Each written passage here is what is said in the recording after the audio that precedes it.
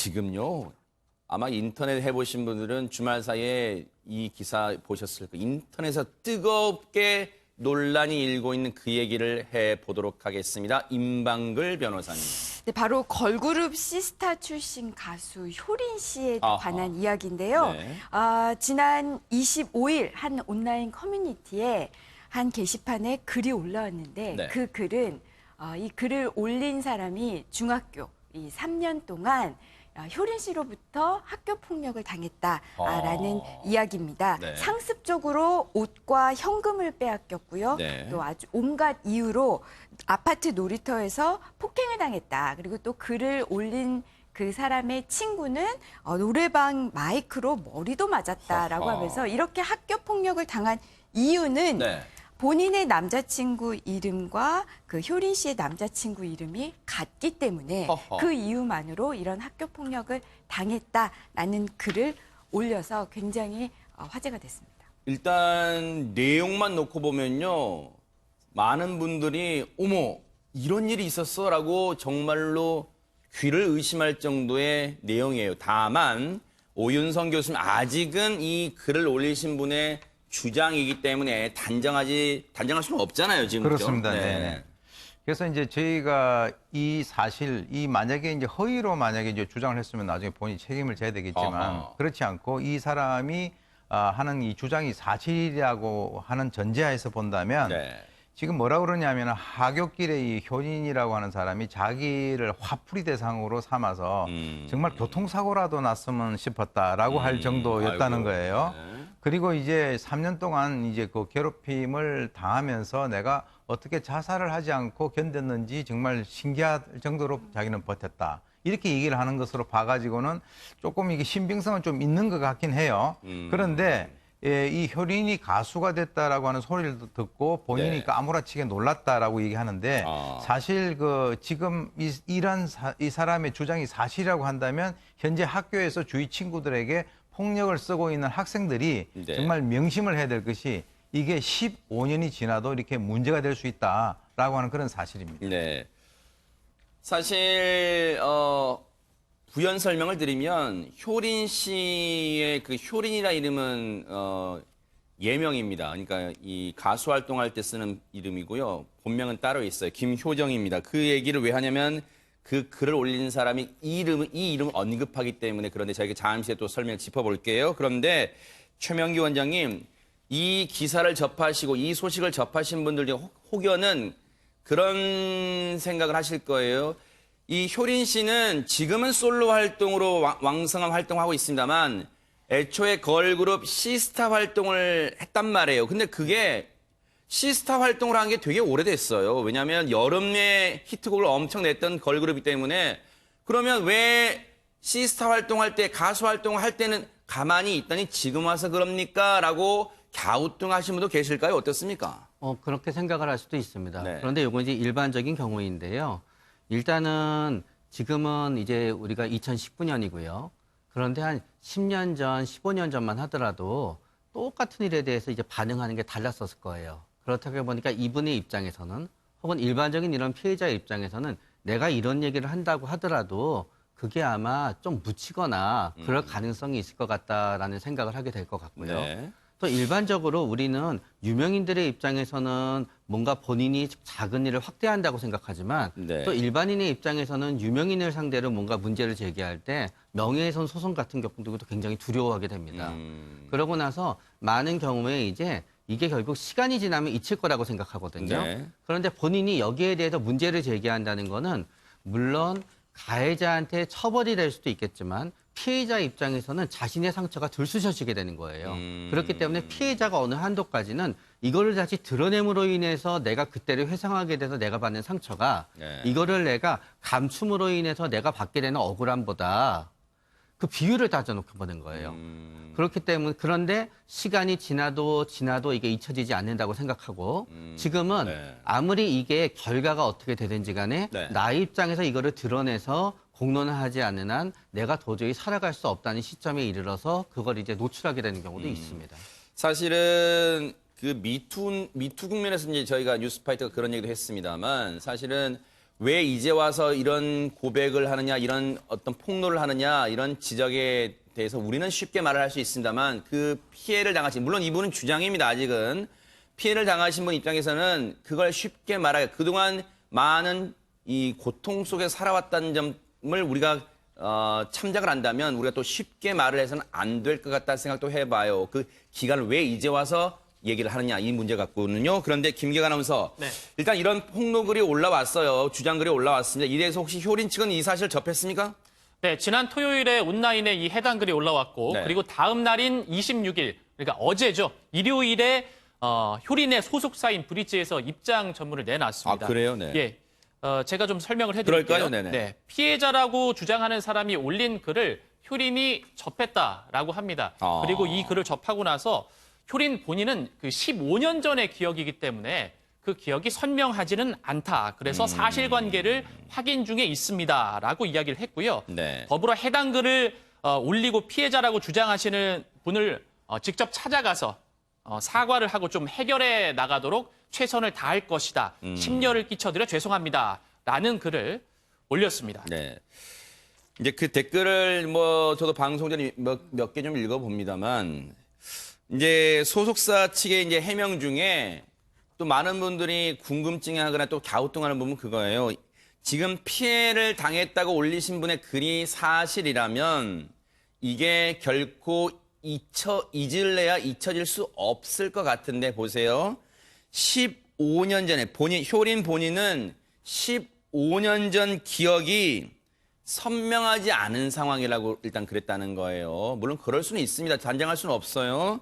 그런데 그래서 사실관계를 확인 중에 있다는 거예요. 그래서 피해자라 주장하시는 분을 직접 찾아뵐 생각이고 해결해 나가겠다는 거예요. 그러면 장희영 교수님 진짜 찾아뵀습니까? 찾아 만났습니까? 어떻습니까? 아니요, 그 이후의 일은 뭐 해결이 잘 됐다라고 할 수도 없고 만나서 어떤 해결책이 나왔다라고도 할 수 없는 상황입니다. 뭐냐 하면 사실은 그 효린 씨의 그 입장문에서 물론 그 소속사 입장입니다만 기억이 나지 않는다는 표현은 사실은 더 많은 미심적인 부분을 낳는 부분이죠. 예를 들어 누가 저한테 과거에 저 친구가 폭행했어 그러면은 우리가 구체적인 기억이 안 나도 내가 그런 사람이 아니라는 게 확실하다면 사실 무근입니다라고 분명히 말할 수 있는 부분이거든요. 근데 기억이 잘 나지 않는다라는 건 어쩌면 그 사건 자체가 사실 여부를 떠나서 아마도 가능성도 있는 사람들이 예측할 수가 있는 부분이에요. 근데 그럼에도 불구하고 또 효린 씨 측에 약간 동정 여론이 있는 이유는 피해자라고 올린 이 분도 역시 약간 더 의심적인 부분들이 나오는데요. 문제는 이 해결하겠다라고 효린 씨 소속사 측에서 입장을 낸 다음에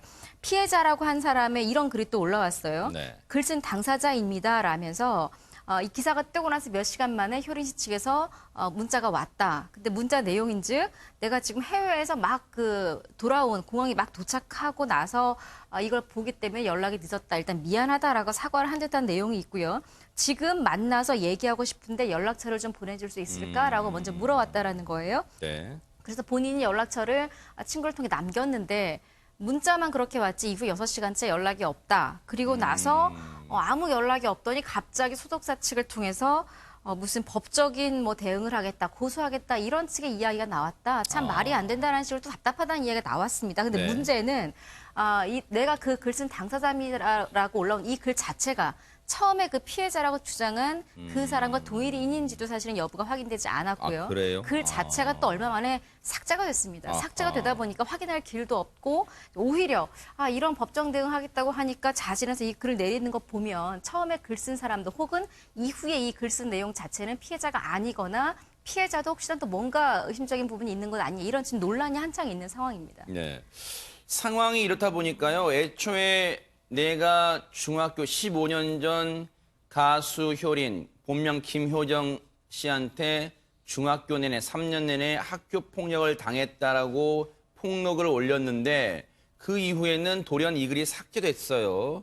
그러면 이게 파문이 가라앉긴커녕 오히려 더 궁금증을 자아낼 것 같은데요. 임방글 변호사님 어떻습니까? 그렇죠. 그래서 그럴까요? 지금 이 소속사가 추가 입장을 냈는데 네. 처음에 냈던 입장 사실 확인 중이고 그 글을 쓴 사람을 직접 찾아가서 문제를 해결하겠다라고 했던 소속사의 입장도 좀 바뀌었습니다. 목소리가 좀 변했는데요. 우선 피해자라고 주장하는 사람의 어떤 일방적인 주장을 아무 확인 절차 없이 보도한 언론 매체에 심각한 유감을 표명한다라고 하면서 네. 이 글을 올린 사람 이제 삭제됐잖아요. 이렇게 불특정 다수에게 무분별하게 전파될 수 있는 그런 공간에서 온갖 추측과 논란을 야기시킨 다음에 네. 글을 그냥 삭제하고 그저 사과만을 바란다. 이런 글을 쓴 이 사태 여기에 대해서 굉장히 비통하다라고 네. 하면서 이로 인해서 효린 씨가 굉장히 큰 피해를 입었다 네. 하면서 강경 대응을 이야기를 했습니다. 네. 글을 올린 사람에 대한 어떤 참을 수 없는 모욕감과 명예훼손으로 엄중히 책임을 물을 것이다라고 네. 하면서 아하. 기존과는 좀 완전히 좀 내용이 좀 바뀌었죠. 네. 그래서 좀 강경 대응을 시사했습니다. 해결에 최선을 다하겠다던 효린 씨 측 그 소속사 입장을 통해서요. 그런데 그 자신이 피해 당사자라고 주장했던 분의 글이 삭제되면서 한 불과 6시간, 7시간 만에 입장이 180도 바뀌었어요. 최명기 원장님 그 배경은 뭐라고 좀 분석할 수 있을까요? 저는 이제 이 해결에 최선을 다하겠다는 거는 이제 효린 씨가 당사자를 만나고 만약에 오해가 있었던 부분은 풀고 네. 효린 씨 입장에서도 얘기를 들어보고 자기가 기억을 못한 부분이 있으면은 사과를 하고 그런 식의 아마 뭔가 팬들도 납득하고 우리도 납득할 수 있는 원만한 해결을 원했기 때문에 아마 해결에 최선을 다하겠다가 처음에 있었을 것 같고요. 네. 그러나 법적 대응과 관계가 되어 있는 뭔가 거기에 있어서 이 효린 씨 측 주장이 맞다 그러면은 뭔가 본인의 해결 방법과 다른 어떤 저쪽의 태도가 감지가 되게 되면서 상대방의 태도가 바뀌었으니 우리도 거기에 맞춰서 강경 대응으로 네. 태도가 바뀌었을 수도 있고요. 네. 또 그 사이에 결국은 소속사는 소속사 입장이 있고 효린 씨는 효린 씨 입장이 있게 되는 거거든요. 네. 어쩌면은 또 효린 씨의 입장이 조금 바뀌었을 수도 있고요. 네. 또 어떤 면에 있어서는 소속사가 이 처음에 자신의 의견을 내는 과정 중에서 효린 씨와의 의사소통이 굉장히 제한적인 부분에 있어서 선제적으로 효린 씨와 얘기를 하지 않고 임의적 동의를 갖다 받은 상태에서 했는데 효린 씨 측에서 그건 아니다라고 생각하면서 또 바뀌었을 가능성도 있어요.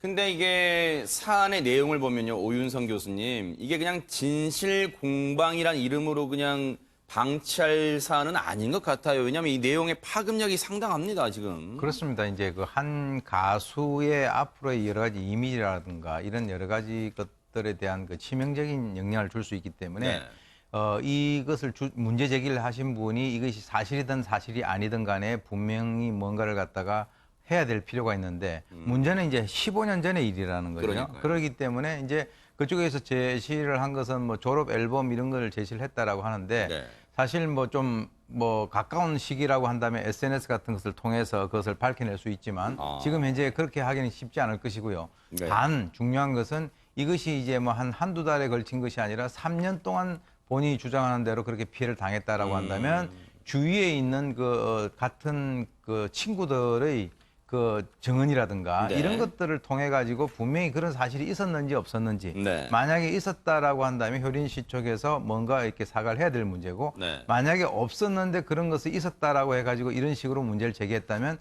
그 당사자는 거기에 대한 어떤 그 책임을 분명히 또 져야 되는 그런 상황입니다. 그러니까요. 이거는 이 폭로했다가 아니면 말고식으로 글 삭제하고 이렇게 끝날 사안은 결코 아니라는 생각을 해봅니다. 장희영 교수님, 그러면 앞으로 효린 씨는 어떻게 대처할까라고 우리가 좀 추정을 해볼 수 있을까요? 일단은 지금 상황으로 봐서는 본인이 좀 억울하다는 입장이고 법적 대응까지 한다고 하는 것 보니까 강력하게 일단은 대응을 할 것 같고 아마도 빠른 시간 내에 그러니까 이게 좋든 안 좋든 빠른 시간 내에 얼른 해결을 하려는 노력을 할 거예요. 게다가 효린 씨 같은 경우에는 이제는 걸그룹이 아니라 이제 혼자 싱글로 활동을 하고 있잖아요. 솔로 활동을 하고 있으면서 지난 1월에도 영국에서 월드 투어 콘서트를 열었고 아마 이달 말부터도 독일을 시작으로 또 이렇게 월드 투어 콘서트를 계속 개인 싱글 앨범을 가지고 할 예정인 것으로 알려져 있어요. 그러다 네. 보니까 한국에 있는 시간보다는 계속 아마 해외에 체류할 예정이기 때문에 아마 이 논란이 커진다면 또 해외 공연 취소하거나 이런 큰 문제로 이어질 수가 있지 않겠습니까? 네. 그래서 아직은 그 처음에 피해자라고 내세웠던 여성이 더 적극적으로 지금 반박하고 나서지 않는 입장이기 때문에 네. 제 생각엔 조만간 해결이 될 것 같고 효린 씨도 어쨌든 이미지에 좀 타격을 입을 만한 뉴스가 터졌으니까 향후에도 혹시 이런 일이 벌어지지 않도록 좀 잘 그 활동을 한 연예인으로서의 모습을 네. 좀 보여줬으면 하는 바람입니다. 근데 임방글 변호사님, 사실은 이거 그냥 섣부른 전망일 수 있습니다만 이거 이러다가 그냥 흐지부지 될 것 같아요. 왜냐하면 이 피해자라고 주장하신 분이 결정적 증거가 될 만한 자료를 내놓지 못하면 왜 흐지부지 이렇게 끝날 것 같냐면 이 진실을 파헤치려면 효린 씨 측에서 명예훼손으로 고소를 해야지 어쨌든 강제 수사가 될 거 아닙니까? 그렇게도 볼 수 있죠. 네. 뭔가 우리가 수사를 통해서 네. 이 사건의 진실을 알기 위해서는 우선 뭐 예를 들면 피해자가 과거에 내가 그렇게 폭행을 당했다라고 해서 지금 효린 씨를 고소할 수는 없는 상황이 너무 오래전 일입니다. 15년 그렇죠. 전인데요. 네네. 공소시효는 다 끝났고요. 그럼 결국 수사기관의 그 수사력을 통해서 사실이 어떤 건지 확인하기 위해서는 말씀하신 것처럼 효린 씨 측에서 명예훼손으로 이거 허위 사실이다. 이런 식으로 고소를 하면은 그때 지금 글을 올리신 분도 나는 이런 구체적인 진술도 있을 테고요. 그걸 목격한 사람도 있을 거고요. 네. 또 글을 올린 분의 아까 글 속에서도 효린 씨에게 맞은 내 친구도 맞았다. 이런 얘기니까 또 다른 사람도 있다라는 거거든요. 그래서 그럴 경우에만 사실관계가 확인될 수 있는데 그렇게 본다면 효린 씨 측에서 만약에 정말 이게 확실히 효린 씨가 정말 정정당당하다면 그렇게 명예훼손으로 고소를 할 것이고요. 깔끔하게 털고 간다면. 그렇죠. 네. 그렇지 않고 또 뭐라도 조금 있다면은 이거는 고소하는 게 괜한 또 부스럼을 만들 수 네. 있거든요. 그럼 오히려 이렇게 흐지부지 끝나는 거를 더 원할 수도 있습니다. 네. 그래서 어떻게 될지는 좀 그러니까요. 지켜봐야 어떻게 될것 될지 좀 지켜봐야겠어요. 추가 글이 혹시 나올지, 추가 폭로가 나올지 좀 지켜봐야겠습니다.